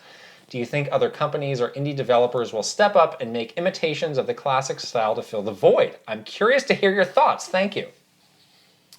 That's a little nerve-wracking, actually, to think about if this is the only thing for Zelda moving forward, the only format. I do remember when, we were working at Nintendo and we were working on all these Zelda games, there was, and this was before sort of Nintendo Switch, where like smaller Zelda experiences or 2D Zelda experiences were on 3DS. And bigger ones were on like the home, quote unquote, home console. So it is kind of tricky now that they have this all-in-one thing with Switch to figure out what goes where and whether or not to invest in like a smaller or a 2D Zelda game when they know the format of Tears of the Kingdom and Breath of the Wild is working so well. So my feeling here is that he was really referring to like the big proper 3D installments. I don't think this has much of an impact on the 2D games, which I still think we will continue to get. Like, it was well acknowledged when we were at Nintendo. Yeah. Like, the 2D Zelda games are important, and are going to continue. Yeah. So I still think we're going to get those. Whether they're new games or remakes, I don't know. They've got a lot that they could remake. It just feels like the attention to that has waned, though. Well, it's not good to have. It's not healthy for your franchise to put out a game every 7 years only. Yeah. So they do need some things to keep people Still. interested in between those 7 year gaps. Like we got Link's Awakening, like 2 years after Breath of the Wild. Like they should have at least like two more smaller games. Assuming it takes 7 years to make the next one. Yeah. They should have a couple of games in between just so people don't forget. Because that's very unusual and not good. Yeah. So yeah, that's true. And I don't think anything can really imitate. I mean, lots of developers have tried to imitate the Zelda style, but I don't think anything can really hit the right way as an actual Zelda game. So they do need to do that work internally to keep that, keep that top of mind for people. do you mean in terms of finding a studio to make it, or? Yeah, or like any sort of. Because I like Tuscoop's point here about this is a big opportunity for indies now to make like an Ocarina of Time style game. Sure, but it won't be the same. It's not. It doesn't have Zelda on the box. I don't think that means it can't be great. I mean, it can be great, but it's never going to be like a Zelda game. No. So I just don't think that's a fair replacement. Well, I think those are two different things. Nintendo needs to keep the franchise fresh and moving along, but then also like other people, I do think that'll happen. I think people will recognize. People already do that. The need. Though. People already do that. They already try to clone Zelda games. There's so many games that copy that Such style. as? What was that game? Phoenix Rising or whatever. Oh God, that was. I'm thinking more of like. Again, that was trying to get into the pretty grandiose scope. I'm thinking something of Ocarina of Time, which now, as of today, feels a bit smaller. I think that is the opportunity. Who's going to make an Ocarina of Time, and just say, yeah, we were super inspired by that. We want to make a game like that. Okay, good luck to you. Wow. It's going to be real hard. 30 years later, who can do it? It's going to be really, I think people are scared to do it because it's really hard to have that expectation. Really Tuscoop, make it for us. Next question is from Modamania. And again, on the same wavelength here. It's hard to believe a decade ago that the Zelda franchise was on shaky ground sales-wise. Now with back-to-back sales/audience hits, how do you think Nintendo will preserve the Zelda team and series going forward? How will Fujibayashi-san's role evolve going forward? Will the series take its time between releases, 4 to 6 year gaps, to ensure it keeps its expanded audience? I've been playing the series since 1988, and I've enjoyed its evolution. Though we may not go back to the Ocarina of Time style, I have to say it felt pretty special to see so many people, including my 8th grade students, hyped since launch day. So we answered the first half of this question, but I want to talk about this point about preserving the team. Yeah. What happens with Mr. Fujibayashi now, that part of it. Like, how do you not break up the band, basically? Yeah, and how do you keep them motivated to... Yeah. And not have them burn out on the same idea, Yeah, because right? he could say tomorrow, like, I'm sick of this. I spent 12 years making these games. Oh my God. Put me on something else. That does seem like so long Right. when you say it like that, right? And he's got to do more DLC stuff. Yeah, and I can tell Mr. Aonuma is like, he's getting up there in years. He might be thinking about what his next steps might be. I was really surprised when it was like, it was his 60th birthday. Like, I didn't think he was that old, honestly. I thought he was like fantastic, but 50, like early to mid 50s. Yeah, wow. That is a very real reality for Nintendo, is the aging out of a lot of these sort of, stakeholder pillar developers that they have on the team. Tezuka-san, Aonuma-san. Obviously, Mr. Miyamoto's role is completely different now, so he kind of found his own way forward. But I do think that that's like a real challenge that team is going to have to grapple with going forward. When we were at Nintendo, there was a big focus towards sort of the latter part of our tenure there, where they were really focused on training new people, training the younger generation, as they would say. Yeah. And that's why they have the Splatoon team, because they wanted to give that younger developer generation like agency and autonomy to do something that they want to do, and not just like, here, work on the next Mario game for the rest of your life here at Nintendo. So I think that's a good mentality to have. I do wonder, when that transition might happen. Is Fujibayashi-san going to take over Mr. Aonuma? And he retires. Like, what does that look like? What does that team look like? That's a real challenge for them to deal with. Well, the thing that people may not realize is like the difference between a producer and a director. Yeah. So Fujibayashi-san is the director, which means like, and Mr. Aonuma said as much. It's like, yeah, all those ideas that are in this game, like he came up with all of those. Right. Whereas Mr. Aonuma is more like, I'm overseeing the franchise. Yeah. I'm keeping an eye on the budget, the schedule. You know, I'll still like weigh in on creative decisions to make sure it makes sense for the series. But like, I'm not like writing a design document. Right. Like that's him. Yeah. So, and I think he now has like the video game developer championship belt. Like if it's like a wrestling, like I have he's holding I am at the top right of the now. mountain. Yeah. So fortunately for Nintendo, like you don't have the problems that you might have like here, where it's like, oh, Electronic Arts is trying to poach me. They're going to get courted by some other studio. Like that doesn't happen. That doesn't happen. He'll work at Nintendo forever. Yeah, until he decides to retire, probably. Right. Yeah. But well, we don't know that for sure. Yeah, I mean, you wonder like at some point, like, does he want to go in a different direction? Like, does that conflict with them? Like, hey, no, let's keep a good thing going. Yeah. Like that is sort of a underrated internal challenge, and it's a nice challenge to have after you've put out these amazing games. Yeah. But and you think about how he might be interacting with his team. Like he's a really amazing person. Like you know, we know him personally. He's I think he'd be very open with his team in terms of like the sharing of ideas and teaching them his way of thinking, which is so unique and creative. So I wonder like, what does that team structure look underneath him? Like it may be fine if he decides to retire or do something else. Like that team might be well suited, well trained to continue on. So, but if you said to him like, okay, so in the future, hey, Mr. Aonuma's retiring, we want you to become the producer. Like he could say no. He's like, no, I'm the creative guy. Yeah. It's like you know, in any job, it's like when you become the manager, you don't get to do the work. You're not doing the work you were doing before. You're in charge of watching these people. Yeah. So, maybe he'll get really tired of being the director and want to be the producer. Exactly. So you don't know. Like it could go either way. So it's hard to prognosticate. I think a lot of people move into the producer role when they're like I'm ready to like sort of let go of the creative reins and let other people with new ideas do this, and I can be the one to guide them. Yeah. But like I'm good. It's unusual, yeah. But he just seems like this incredible unicorn of a game developer. Yeah. Who I think like even now is like still not getting enough credit. Like his name is not out there enough. Like people need to print out his picture and put it on their wall and like kiss it every night before bed. That's what I do.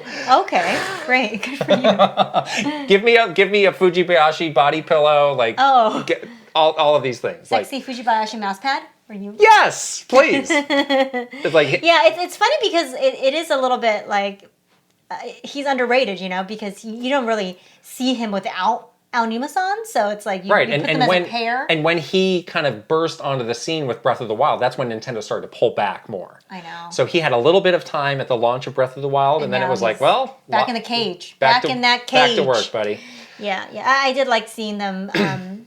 Both in some videos for the launch of Tears of the Kingdom. It's cool that he was included in those videos and they weren't just like, oh, hey, Aonuma-san, like, you do this solo. But you could see Aonuma was like trying to hype him up. He's like, this guy's the man, which was great to see. Yeah, I think Aonuma's like, I'm ready to hang up the Ultra Hand here. I'm good. Like I just want to chill. You know? There is a great article in Washington Post by Gene Park that was a pretty in-depth interview with Mr. Aonuma that I think people should read that if you haven't. Yeah, it's a good one. It touches on a lot of stuff that we've been talking about for these last couple of questions. Exactly. Whew, big couple of questions to get us started here. Okay. Who is Bowser Jr.'s mom is next? Hello, Kit and Krysta. Do you think now that we're 6+ years into the Switch generation that Nintendo has finalized their next hardware? For example, hardware power and backwards compatibility have been decided. New look logos and retail boxes are finalized. A potential rebranded and redesigned Pro Controller has been approved, etc. Yeah. Where are we? I mean, I think they know what they're going to do, for sure. Like, they have this all figured out already. I think the hardware stuff, you know, anything that to do with the actual hardware is probably pretty set, pretty locked. I think things that could be, you know, close to being decided or getting finalized would be like more of the marketing kind of things, like logos and Yeah, is the box designed? I'd say box design probably not. Probably not. Yeah, there's probably a lot of different committees weighing in on a lot of those decisions right now. But anything to do with like the actual system, Yeah. I think that's locked. Yeah. Yeah. For sure. Things that, software, like you probably have some software, you're like, I would like this to be a launch software. Timing is a little... I mean, at this point, if you're a year out, you might not know. It. You might not know. Yep. Unless they've been working on this for so long that it's like already like probably not. Done and locked away, but probably not. Probably not. Price, you probably have a range. That you would like it to be in. Probably investigating but that was your production price as well. Yeah, we learned that. It was like, announce the price as late as possible. Exactly, because you never know. Because you never know. Some part is going to be, you can't find this part. It's going to be really expensive. And there could be something happening in the market that you can respond to. Exactly. Like that classic story of Sony and Sega, where they just undercut them. Yeah. And it was like, well, that's a wrap. So, but yeah, as far as like the hardware and the specs itself, like that stuff should be... pretty done. That should be done by now. I mean, if they're just doing cardboard, it should be pretty easy. Just kidding. Iris Marin has the next question. Hi, Kit and Krysta. Are you good friends with other people in the games industry outside of Nintendo? If so, did you ever talk about the industry with them while you were still at Nintendo, or did you keep conversations strictly unrelated to your workplace? We're very good friends with people all over the industry. The industry is very small, I would say, and people do kind of move around a bit. And yeah, there's been plenty of people at Nintendo that we used to work with that went to work at other gaming companies that we're still really good friends with. And yeah, we definitely talk shop with people. Not we didn't tell them, no one was saying confidential stuff, obviously, right. But absolutely. I mean, it's all related. All of it, honestly, is very connected. So yeah, we definitely did not keep conversation unrelated to game stuff. So Nintendo is a bit more walled off though than some other companies. I think that may have to do with like how little people move away from the company. Mm-hmm. Because I remember before I joined, it was like I didn't really know that many people at Nintendo, and you would talk to other people in the industry who seemed like really well connected, and they're like, yeah, don't really have too many people over there. Yeah. Like I think again, they're like true to who they are. Like they're interested in themselves and they're focused on what they're going to be focused on, and they're not really that interested in mingling or being a good member of the industry as much as some other companies. Yeah. So they are it is a bit different there. Yeah. I say me personally, I was not closed off. Oh, of course not. Yeah, I like talking to everybody. Yeah. And I was always curious about people at other companies and what their life day-to-day was like. There was some companies that shared a lot of similarities with Nintendo and some that were completely different, and they would say things and I'd be like, wow, you can do that? That's amazing. There's a lot of people who make the circuit of like Japanese game publishers. Like, well, I worked at Sega for a year, and then I worked at Konami for 2 years. Then I bounced over to Namco Bandai. And then... once you do it one time, you kind of know what you're getting into, though. Right. So that was like very... And you do have to have a specific sort of way of working and mindset to work at a Japanese gaming company. Yeah. So those companies would oftentimes seek out people with that background because they know it's quite a big learning curve to do it. Last question's from Murph. Hey guys, now that we're winding down on the Smash Ultimate characters, do you think Nintendo will stop making Amiibo? It seems in recent years Nintendo has really slowed down on Amiibo production, with only Smash characters still being produced, likely as a result of Smash 4's origination of, we'll make one for every character. I'm surprised Tears of the Kingdom even had one created. I'm glad that a lot of the rewards for them in Breath of the Wild are now available in-game, but I was surprised that this happened as well, especially after locking fast travel behind the Skyward Sword Zelda amiibo in the remaster. That's right. Do you think we're finally going to see the end of the amiibo line shortly? I think it might be slowed down a little bit, but for like these big games, I can see them including amiibo as part of that. But it will depend, I think, on what that amiibo functionality is in the games too. Moving forward, we don't know like what that might be like for the new system. So maybe this Switch generation will be like the end of the amiibo generation as well, depending on what's next for Nintendo's hardware. But I can see them doing like the one-offs, like the Tears of the Kingdom one still for like any big games. Mario the movie, the game, we get the van as an amiibo. Let's do that. Big idea. I sure hope they don't do away with them because they're so cool. You really like it. It seems like there were not many games that really made the most of what amiibo could be. Yeah. So that would be another bummer to like, oh yeah, this whole product line came and went and nobody really got the most out of it. Yeah. I'm shocked that there was only one for Tears of the Kingdom because you look at how many there were. Like there was a Bokoblin amiibo. Yeah. Like if we're going down, like how far down the barrel are we getting a Bokoblin? I know. And there's only one. It's a great figure. Like the detail is great. And again, you think of like if there is a game that Nintendo is trying to fully cash in on. This is another way to make a lot of stuff. Yeah, you gotta make a lot of stuff. You gotta have the collector's edition. You gotta have the amiibo. You gotta have the case. It's just like, oh yeah, if I'm buying all this stuff, I'm buying the limited edition. I'm buying the hard. What's another half dozen amiibo on the pile? Exactly. So exactly. That's what I'm saying. For big franchises, or big game launches. Yeah. I can see them continuing to do that as like almost like a collector's kind of thing. Right. You know. But I'm holding out for the amiibo resurgence. I want that to happen. Oh boy. I don't think that's gonna happen. I want it. Maybe it'll be a cardboard amiibo. No, I don't want that. No, please. Kidding. All right. Wow. We have did reached almost the end. Yeah. Not exactly. Got a very important tasks ahead. That's right. Gotta shout out our wonderful superstars. Here we go. Here we Aaron go. Hash. Ben Icorn. Maru Mayhem. Eigenverse. Kiss My Flapjack. Mike Chin. Mr. Rogers. Roy Eschke. Switching it up. _ Safazon. The Shark Among Men. VGM Life. Link, the hero of Winds. Angela Bycroft and her pig Molly. Turbocharge Nerd. Thomas O'Rourke. Kyle LaBeouf. Christopher Lara. And Simon. Woo woo. All right, we're going to try to do a better speed run. Of the One Up Club graduation service. I'm gonna get in my position comfy. here to do it. Get deep breath, clear your throat. Are you ready? Yes. Aaron Burgundy. Adam Ainsley. Jean Malari. Ali Alejandro. Alexandra Pratt. Andrew Uhas. Astrodev. Bad Moon Horizon. Blazed and Enthused. Bookham Dana. Brad SF56. Brooke Obscura. Brookie Kazuki. Bruce Dash. Chili Squirrel. Christopher Lay. Clothitar. Captain Alex. Sea Ripper 17. Daniel Cold. Daniel Phillips. Daniel Valencia. Dachshund. Desert Cole 18. Dadash. Dolce. Dino Punch. Ellie Peach. It's Buzz 50. Farper 69. Furbound. Fernie Just Forever. Fox Employed. Fred Rossi. Dang it! Oh, Conderson. we have to stop there. It's like a great tennis back and forth. The rally. Has to end some point, yes. Garrett Hullfish. Gord the Wolf. Gartooth. G-Sun 101. Ian Shea. Iris Marin. Israel Izzy. Jay Rando. Jabroni Jones. JBJ. Jeffrey Hernandez. Jerry 92602. Jesse Hernandez. John Responte. Jonathan Rowe. Jordan Collette. Jordan Hemmerly. Joseph DeHaze. Joshua Clements. Juji Fruit. Just Camtro. Justin Lemminger. Kawa 2796. Keith Kwan. Kelp Shake. Kevin Delane. Kilo Kibo. Chris Yu. Christopia Party With Me. Kyle Gamer.